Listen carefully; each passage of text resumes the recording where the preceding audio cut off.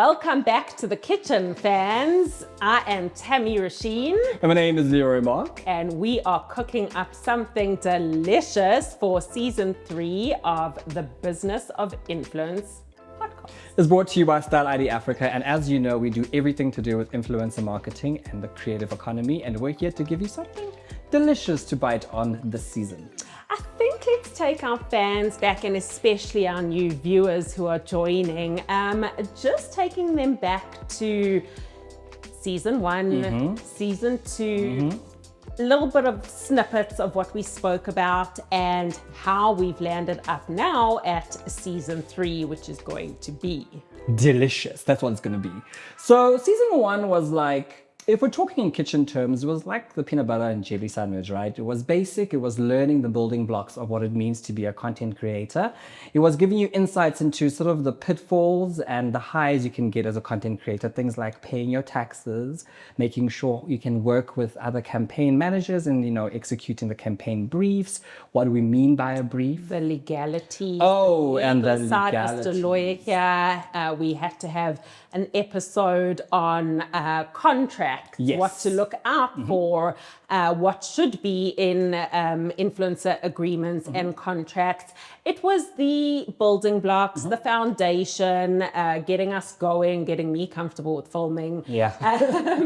And it was kind of like just being in primary school. Well, I mean, remember that, this industry is so vast, Tammy. You and I are employed by this industry. Yeah. So it means that there's enough work for us to have 9 to 5s, Yes. right? That means there's so much content that is just swirling around out there. There in was the so much ether. we wanted to talk about Yeah. that we were like, well, let's start a podcast. I mean, you remember when we were preparing for the episodes, we'd sit down and we'd have like 19 topics and we'd pick one and we'd feel like, oh, but there's so many others we need to get through. Yes. So that was the beginning, because you wanted to sort of put down a repository of information where you as the viewers are able to come in, get an education what's happening in the industry, but also for you to have a nuanced understanding, because this industry, as I said to you, is paying us, so it can pay you too. So season 1 was all about laying down the foundations. Season 2. Oh, there were some interesting episodes there. We touched on AI. Yes, love AI. That was a ton of information, and we could have had a few episodes around that. Buzzword AI, and everyone was wanting to know anything and everything about AI, so we spoke about that. We brought in some of the brand custodians, the people who work from an agency side with the brands, who sort of look for influencers to be able to translate the brand message. So it was interesting to speak to the agency heads. We Absolutely. had people from an agency come through. We had some We digital chatted about marketers. newsjacking. My favorite topic is newsjacking. The whole idea that makes like brands really cool because they're able to jump onto a trend really quickly, and the science behind it. Like, what do the brand custodians do to make sure they can get onto the I trend? liked that episode. Yeah, and it worked very well. It was so amazing to see how actually it happens behind the scenes. And we're all about trends Yes. at Style ID, and especially what we're going to be diving into in season 3. What can our viewers expect in season 3? Before we started with season 3, we had a little stint chatting to the guys from IMC, which is this wonderful conference where these big marketers all hang out, right?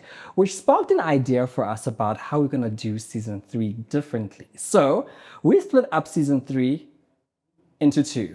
I'm going to be doing the more sweet, fluffy breakfast edition of the Business of Influence podcast. Also doing a breakfast edition, Okay. but the more savory, salty, serious side of the industry. Okay, savory. Yeah. Tell me, what are we going to be doing from your side? Who are you speaking to? I will be chatting to CMOs, Okay. C-suite execs, agency owners, business owners, chatting all things industry related. I want to understand something. So when you're talking to CMOs and sort of the brand custodians, are you looking to find out how they are using influencer marketing in their programs? Or are we chatting to them about sort of why influencer marketing has worked for them in their industry? Both. Oh, okay. Both. So a key thing for me is, or for us at Style ID, is to find out their challenges Okay. within the industry as well as what has worked and what hasn't worked, but also educate the business execs on what they should be looking out for now in 2025 and going into 2026 with regards to the influencer and creator economy. Well, me and my influencers will be chatting about everything that we don't talk about when mom is in the room, if you know what I mean, where all the brand custodians are locked away. Because there's some things that happen in the industry from an influencer point of view. That's sort of the light and the dark of the industry. I'm talking about things like we're going to be having no filter conversations, chatting around the whole journey of being a content creator. Lots of laughs, I'm sure. Lots of laughs, lots of crying as well, because we also want to know, like, what is the science behind it? You know, there's so much gatekeeping from influencer to influencer. Like, people will get the trick and they will hold on to it and never share it. And we're trying to sort of unearth those wonderful gems to say, okay, cool. Now that you're doing very well, what are you doing to sort of, you know, grow your numbers and your engagement and how you syndicate it? So it's going to be a little different. Do you think creators, your very established creators, we were having a conversation of some creators and influencers with hundreds of thousands of followers, right? Do you think creators that have gotten their pages and personal brands to a certain level understand what is the next? I think only when they make a concerted effort for it to be part of their offering, right? So you get these moments where content creators get very comfortable with the kind of work they do, and they don't work hard to then sort of think about the next thing. You and I have been chatting a lot about UGC, right? The user generated content, which is my new favorite word. And this is where you're starting to see how instead of just putting content together that just works because you have a campaign brief, they're now putting content together where they're almost saying to the brands, look what I can do. Yes. I'm auditioning for you. Look at my lovely numbers. Don't you love me? Come and give me a brand. Cut. So while I'm chatting with my influencers, Tami, what will you be chatting to your big business people with? We are going to be chatting about ROI and what that actually means for the brand and the agency and what they need to look out for in terms of KPIs and results and insights. We are also going to be chatting about media innovation and trends analysis and what that means in 2025 going into 2026. More around the insights, as well as the challenges that brands are facing with influencer marketing and the creator economy and how to tackle those challenges. Do big brands and the brand custodians understand what we mean when we talk about, one, the trends that we have in influencer marketing? And do they understand that it's no longer just a nice to have, but it's quite integral for... Yes and no. It's very interesting because some brands that we've been working with for a couple of years are still in the traditional sense of influencer marketing. So it's interesting because there's traditional marketing and media. Now influencer marketing has actually got into a stage of there's traditional influencer marketing and then there's new age influencer marketing. I have a question for you. What happens when you were chatting about ROI, right? The return on investment. So we're told all the time that the ROI for our brands are, you know, for us as content creators is to this much engagement, this much interaction, this many people clicking through and. Are those the same ROI that the businesses have that they want engagement, or does it speak to a bigger sort of... Much bigger and broader analytics and insights and what that means for the business. So we are going to speak about the advancements in reporting insights, analytics, what to put together pre-campaign when it comes to KPIs, because it's all good and well to get a report after an influencer campaign and you've reached this number of impressions, engagement, reach, etc. What does that mean? Amazing. So we are going to tackle and dive deep into what we set with KPIs prior to the campaign and close that loop when it comes to the reports and insights and ultimately the ROI, going as far as conversions, affiliate marketing, affiliate influencer marketing, as well as ROI from user-generated content. So you're talking to them about that ROI. Will that then translate back to what we're doing as influencers as far as campaign briefs are concerned? Absolutely. Because sometimes, the conversation that's happening in the C-suite really doesn't get down to us on the ground because we only It has to. we only get the person Because coming influencers need to know what businesses and brands are expecting at the end of the day. Yeah. And they need to understand that obviously every brand and every business is different, but it's not just about the brief.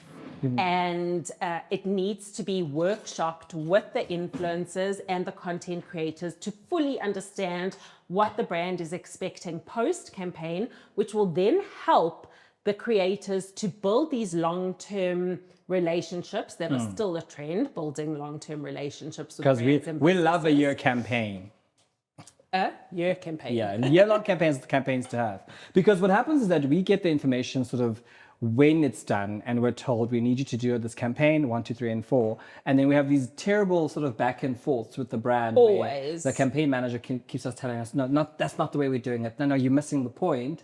Where from a briefing stage, you're sitting with someone who understands things very differently from what they're getting from their client, who is the brand, and the agency being the intermediary, then telling the content There is creator a what huge to- gap. Yeah. There is a huge gap. And it is the accountability of the agency to be able to bridge that gap and allow the influencers to understand the expectations, as well as to allow the brands to understand the expectations from the creator side, and merge those two to Make it work. build a delicious meal.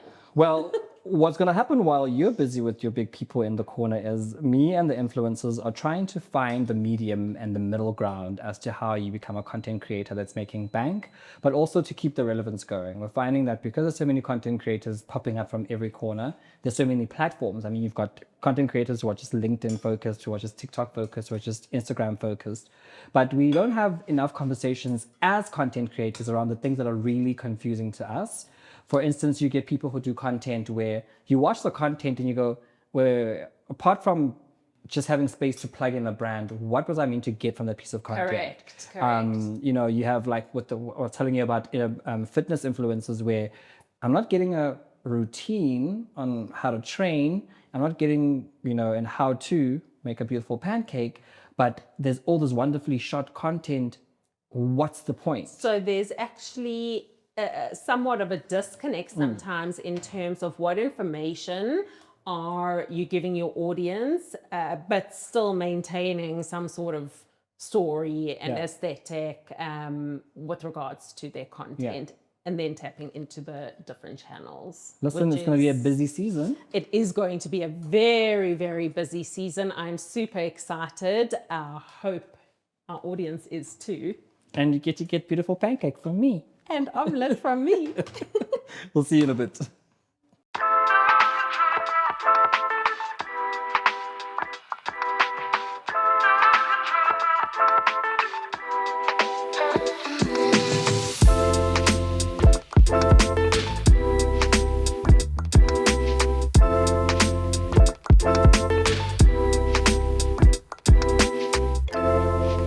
So that's season 3 of the Business of Influence podcast. Served hot and better than ever. So delicious.